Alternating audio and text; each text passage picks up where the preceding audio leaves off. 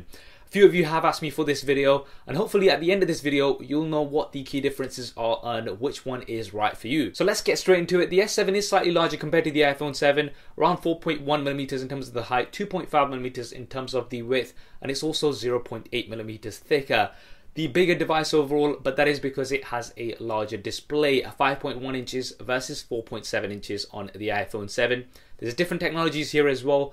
We've got Super AMOLED on the S7, and on the iPhone 7 you've got an LED backlit display, so similar to last year, but it has been improved, so you've got a wider color gamut. And the S7 has been praised for its display. Super AMOLED displays are generally a lot more colorful compared to LED displays. Now the iPhone 7 does have 3D touch, however, so you can push down harder on certain apps and things, and that's going to give you more options. So it does add another dimension of interactivity with your smartphone. Quite a nice touch.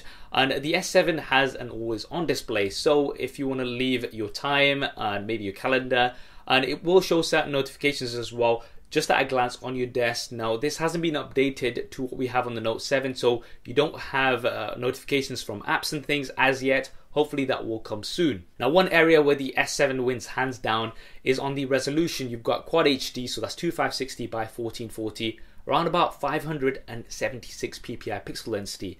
Now if you compare that to the iPhone 7, which still has the same resolution, so that's 1334 by 750 and roughly about 326 ppi, there's a massive difference here. The S7 is the clear winner here with much sharper images compared to the iPhone 7. This has been the case for the past few years. Now I know pixel density isn't a big deal for most people, but if you do look up close you're going to notice a difference for sure, especially if you're going to be using things like VR. Now the S7 is also slightly heavier, 14 grams, and we've got differences in build as well. The S7 has a metal frame with Gorilla Glass panels on the front and back, and the back is actually curved, so this actually makes it a little bit easier to hold in the hand. The iPhone 7 on the other hand has a very similar design to last year, so the iPhone 6 and 6S. I personally did want to see a bit more of a refresh. This time around we have the antenna bands redesigned, so they are not running across the back as they were last year, but relatively speaking it is a similar design. We also have two new colors this time. We have a sort of matte black as well as a jet black. One great thing this year is that both are water and dust resistant. So the iPhone 7 is IP67 water and dust resistant. The Samsung Galaxy S7 is IP68, so it's got a slightly higher rating, so you're going to be able to take it a little bit deeper for a little bit longer in water. I'm not sure exactly how much of a difference it's going to make to day-to-day usage, but it's great to see that both are water and dust resistant. Now looking inside both of these, what's powering them? Well, on the S7 we have either the Qualcomm Snapdragon 820 or the Exynos version, depending on which market you're from. On the iPhone 7 we have Apple's A10 Fusion chip. Now this has quad cores this time, so you've got 2 cores which are not as powerful, and you've got 2 more powerful cores, and this is supposed to save battery depending on what applications that you're using. In terms of RAM, we have 4GB on the S7. We're not sure exactly what RAM we have on the iPhone 7. I believe it's 2GB, but this has not been confirmed by Apple. Now in terms of performance, we are going to have to test these side by side. You have to remember that the iPhone 7 is not pushing out anywhere near the number of pixels that the S7 is, so this is definitely going to have an impact on performance, and loads of these other things in terms of software optimization and things do go into it, so these will all come into play. And the iPhone 6S was pretty fast, especially in terms of multitasking and reopening apps when I did do my test last year, so that is something to bear in mind. Now in terms of storage, the S7 has 32GB as a base model, and you do have a micro SD card slot, so you can expand that storage. On the iPhone 7 they have finally got rid of 16GB. I'm so glad that this has happened. If it hadn't happened, I would have not bought the iPhone 7, because that would have been a big disappointment in this year. But we do have 32GB as a base, and then you also have a 128GB model as well as a 256GB model. Now you are going to have to pay extra for those additional storage options on the iPhone 7. On the S7, the advantage here is that you won't have to spend as much because you can just pick out a micro SD card. And if you do go for the base model of the iPhone 7, then you're going to be stuck with that. And if you do need more storage, there's not really much you can do. Whereas on the S7, you can just go ahead and expand that. So the advantage for storage, I would give to the S7. Now let's look at the cameras. This year, it's going to be more of a competition than ever. The S7 has a 12 megapixel rear-facing camera with an f1.7 aperture. and optical image stabilization. Now this has been one of the best cameras of 2016, hands down. It's the same one that's used in the S7 Edge as well as the Note 7, and it's been praised everywhere. It produces some great quality images. The iPhone 7 has 12 megapixels as well, with optical image stabilization this time. This is something we didn't have last year, and an f1.8 aperture. So very similar here in terms of the specs. It's going to be very interesting to see what the differences are, and if you want to see a camera comparison between these two, then do hit that thumbs up button to let me know, and make sure you are subscribed to see that super fast style. Now the S7 does have dual pixel autofocus. Now this is the fastest that I've seen on any smartphone, so we'll have to test out the autofocus speed, because you still only have the standard autofocus that we had last year on the iPhone 7. However, you do have a quad LED flash. The True Tone flash has been updated and is much brighter than last year. So if you are somebody who uses the flash more on your smartphone, then the iPhone 7 should be beneficial. Now in terms of video, both of these do film up to 4K, which is great.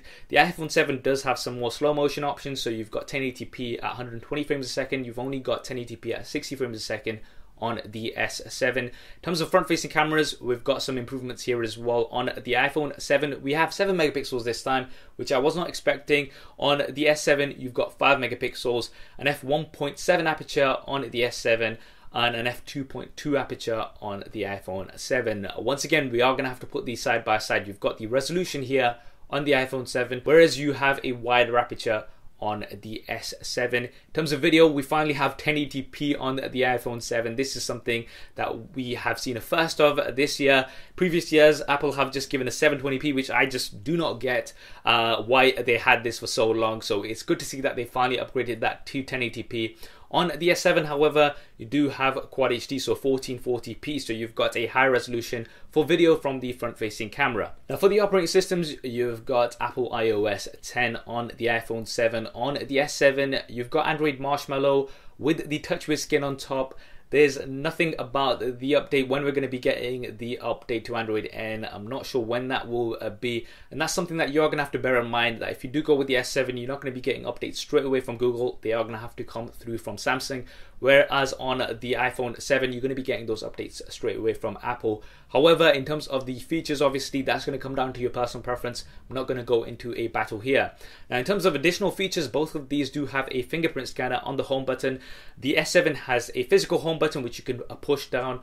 On the iPhone 7, this time it's not a physical button, it's a force sensitive button, so this is going to give you taptic feedback, so it's quite different to what we had last year. If you want to see a fingerprint scanner speed test between these two, super SAF style, then let me know in the comment section below. Now in terms of audio, there's some differences here as well. The iPhone 7 has stereo speakers this time, so you've got 2 speakers, whereas on the S7 you've got a single bottom facing speaker. Now the bottom facing speaker on the S7 isn't great, to be honest, and it can be covered easily, so the iPhone 7 would get the edge here. And you do not have a headphone jack this year on the iPhone 7. This is something which was all but confirmed, but now it has been confirmed. And if you do want to use headphones, then you're going to have to use Lightning headphones. Lightning earpods are included in the box, which is a nice touch. And you also get a Lightning converter, so if you've got your existing headphones, you can still use those. But if you're charging your phone, then you're not going to be able to use those headphones. That is something that's a bit of a disadvantage. You can get wireless headphones, obviously, to overcome that. But if you are somebody who likes wired headphones, and you also like to listen to music and things when you are charging your phone, then you're not going to be able to do that on the iPhone 7. Just something to bear in mind. Now in terms of the battery, the S7 has a 3000 mAh battery. The iPhone 7, they've not specified the exact size. I'd expect it to be between 1700 to 2000 mAh, and that is because it's the exact same size as the iPhone 6s in terms of physical dimensions, so the battery is likely to be roughly about the same, although you are supposed to have some improvements over last year. So you are getting roughly about a 50% larger battery on the S7. Usage wise, it will depend. Remember, you are working with so many more pixels on the S7, so you are going to be using that much more battery power. So this will really depend from person to person, and we will have to do some more specific battery tests to see the differences here.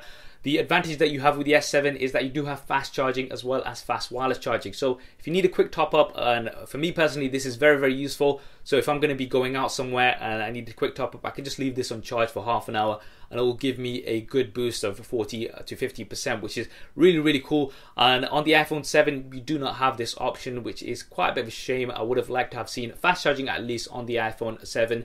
Wireless charging is also useful, so if you just want to drop your phone on your desk where you've got a wireless charger, that's just gonna start charging it straight away without any wires. And you've also got fast wireless charging, so it does charge it up quite a bit faster if you have Samsung's fast wireless chargers on the S7. This is not available on the iPhone 7. Now finally, looking at the price, the S7 you can pick it up for around about £550 here off contract, or roughly about $650 in the US. So it has been out for a few months, and this price is likely to also drop a little bit more going forward. With the iPhone 7, it's going to be coming at £600 here in the UK, around about $650 in the US on launch. So you're going to be paying roughly similar sort of prices. You're going to be paying a little bit more for the iPhone 7, especially here in the UK and in the coming months, because it is a newer device. So that is just something to bear in mind. But generally speaking, it is roughly about the same pricing, that flagship price. And the iPhone 7 is going to be available from the 16th of September, whereas the S7 is currently available everywhere. So there we have it, the comparison between the Samsung Galaxy S7 and the iPhone 7. Those are all the key differences. Now both are pretty promising devices here, and this year you are going to be paying about the same, and there's lots more comparable things such as the camera specs, as well as the base model. You now have 32 gigabytes on both, so it's going to come down to your personal preference. Which one do you like better? Drop me a comment below and let me know your thoughts. I hope you enjoyed this video and found it useful. If you did, then please do hit that thumbs up button. It really does